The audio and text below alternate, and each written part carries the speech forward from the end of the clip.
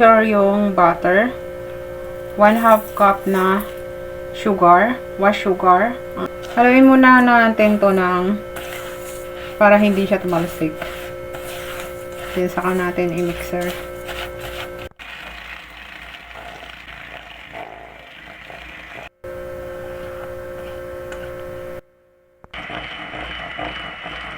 After 5 minutes, the egg.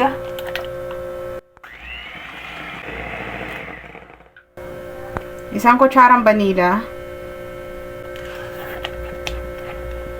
Kami tayo ng flour. 1 1/3 cup. 1 1/4 teaspoon na baking powder. Hahaluin muna natin to. Lagay lang tayo ng fruits.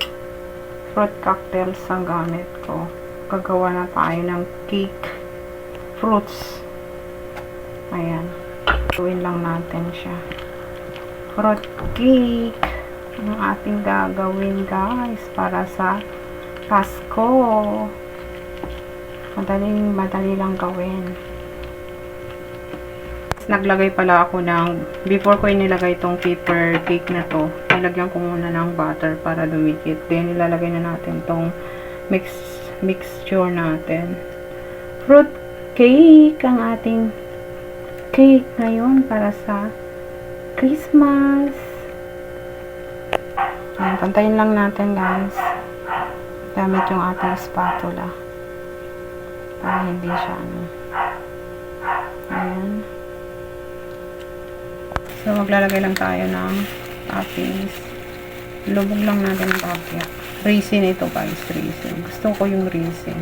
Gumamit ako ng glove para masyoshala yung palaka. Sure. Tapos naglagay tayo ng fruits kasi nga fruits cake ito. Ayan. Fruits praise ang gamit ko. I mean yung sariwang fruits. Pwede naman kayo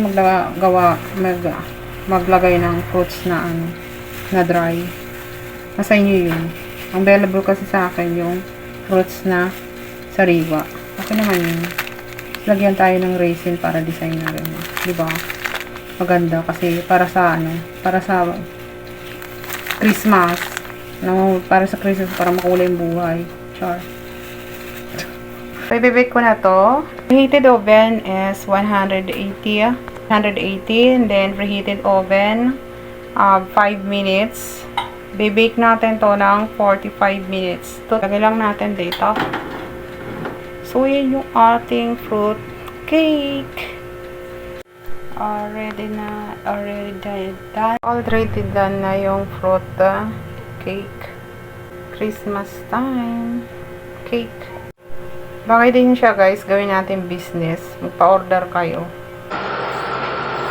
Tikman muna natin yung cake. It's so fluffy guys. The cake is fluffy.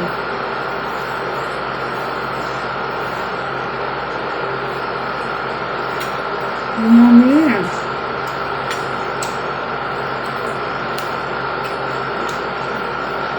Tama lang yung kanyang tamis.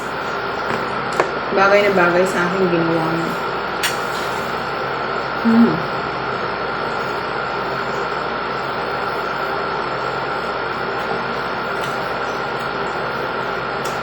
Yummy cake.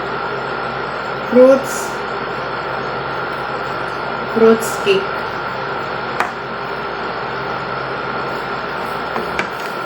The texture is so good guys. You can try this for this coming Christmas season. It's delicious and easy to make guys.